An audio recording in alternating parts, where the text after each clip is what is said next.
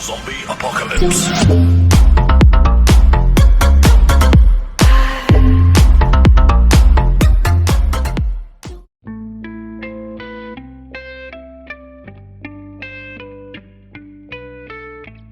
Ciri-ciri menunjukkan pokok yang sihat, kita boleh menggunakan kadar untuk mengukurnya. Ya, satu daripadanya ialah warna daun.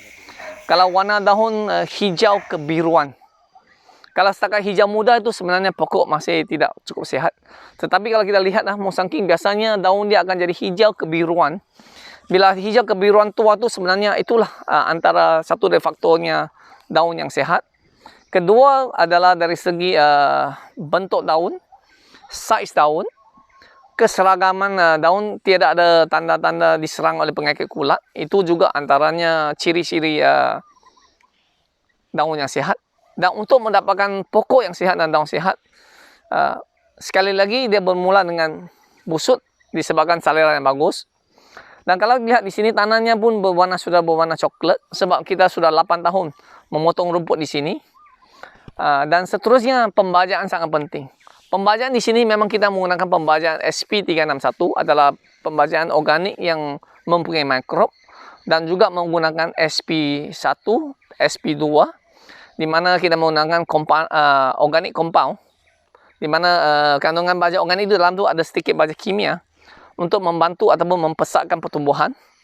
Keempat, di sini kita juga memang dari segi pengaporan kita menggunakan nanokalsium, sebab dari segi nanokalsium ni dia sebenarnya kapur yang dapat diserap ialah kapur yang halus. Dan kapur yang halus biasanya dalam bentuk cecair, dia dapat diserap sepenuhnya. Kita tahu stomata daun adalah dalam 3 hingga 7 mikron. Dan apa-apa sebuk yang di bawah 3 mikron ataupun 1.2 mikron dan ke bawah dapat diserap sepenuhnya oleh daun. Jadi daun yang sihat juga antaranya ialah ketebalan daun. Kalau kita pegang di sini, memang daun di sini memang tebal. Kalau kita pegang tengok daun dia memang tebal. Dan biasanya kalau daun yang lebar dia nipis kerana disebabkan kandungan nitrogen yang tinggi. Tetapi di sini pembajaan kita bagi adalah pembajaan NPK yang seimbang.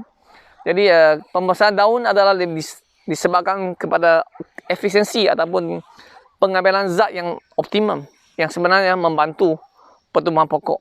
Jadi masuk fasa ni kita lihat dari segi bila kesihatan pokok tu sihat dalam keadaan yang sihat ataupun dalam optimum, kesihatan yang optimum, masalah kanker boleh dikatakan bukan menjadi satu pembunuh dalam industri durian. Kita tahu kanker merupakan antara satu pembunuh nombor 1 dalam industri durian. Banyak orang yang tanam durian selepas 8 tahun, 5 tahun yang tidak buat busuk, boleh dikatakan pokok mula mati ataupun mula diserang oleh penyakit kanker. Tetapi kita lihat dalam kebun Mr. Kong ni boleh dikatakan 100% lah.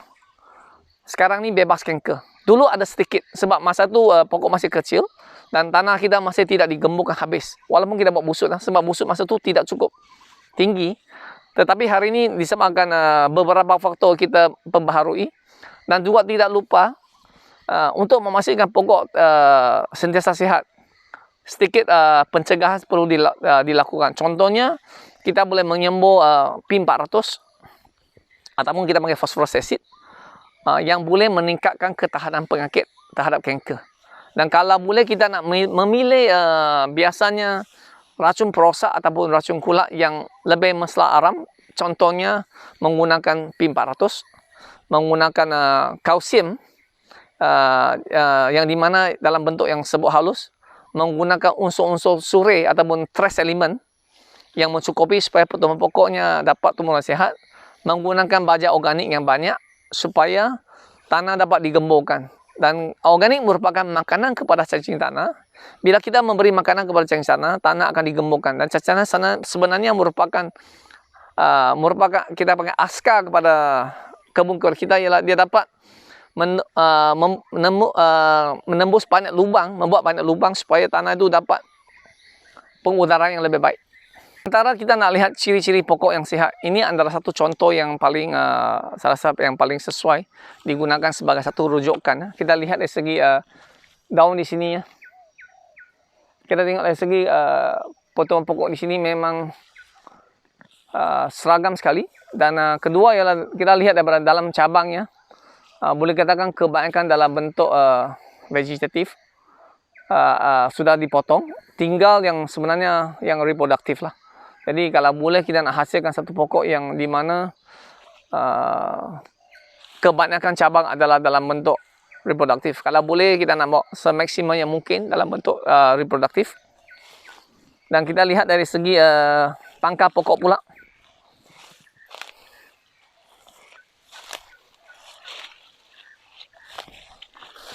Kalau kita lihat dari pangkal pokok ya, kita boleh lihat akar di sini ya. Nampak ada akar lagi ya.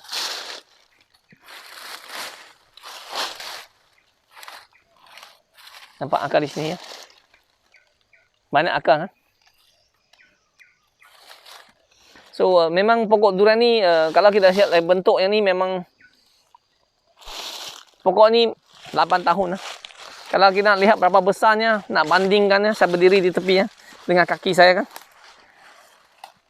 Pokok 8 tahun kalau dibanding dengan kaki saya berapa besar, ataupun nak banding dengan pinggang saya kan. Ini jauh besar dari pinggang saya lagi. Mungkin kita boleh buat satu pengukuran secara live.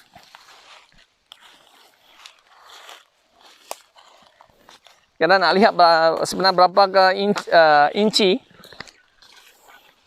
pada pokok ini ya. Jadi kalau kita ukur sebenarnya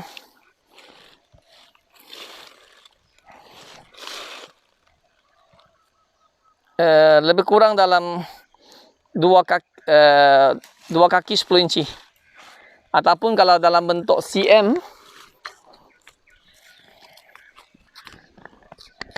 kalau dalam bentuk cm kita mungkin boleh dapat dalam 90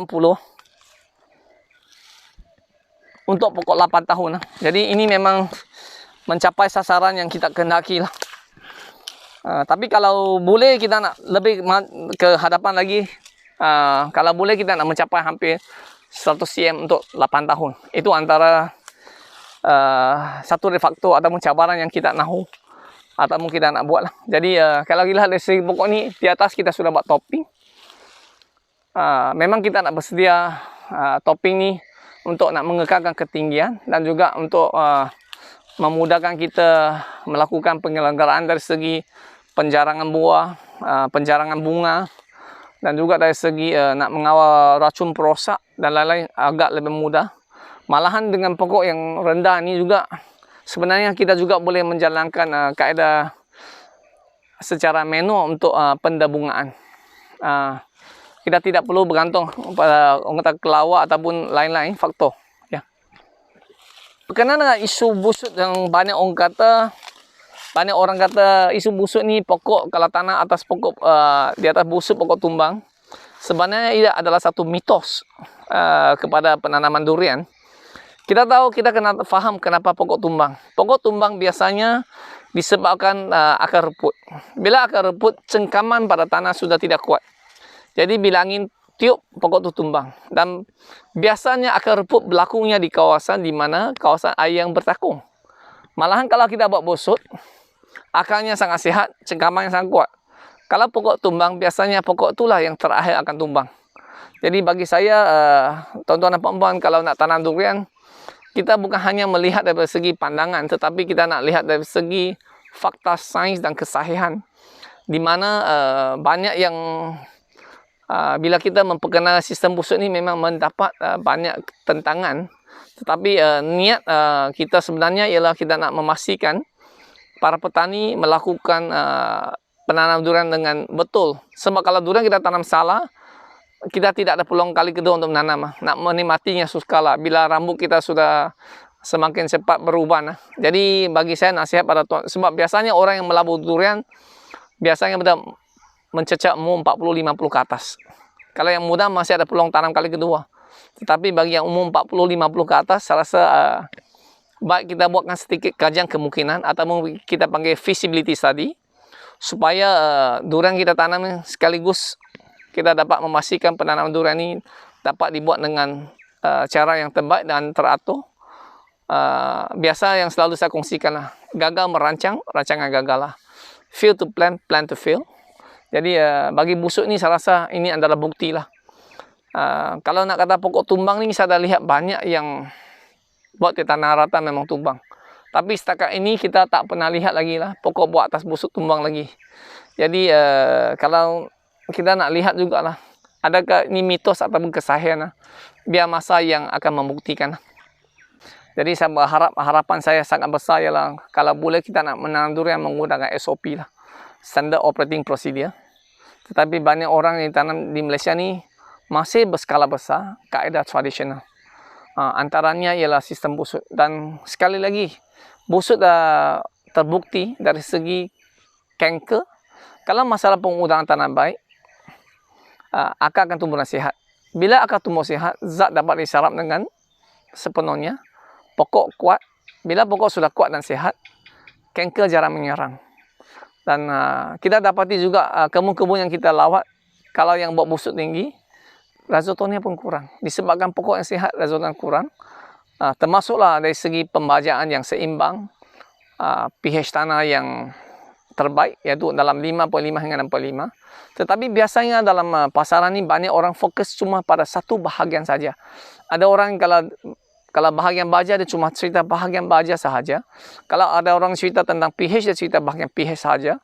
Kalau ada orang cerita baja organik, dia bahagian organik sahaja. Tetapi bagi saya, kita kena melihat semua faktor-faktor, supaya faktor-faktor inilah yang akan memastikan kita berjaya dalam penanam durian.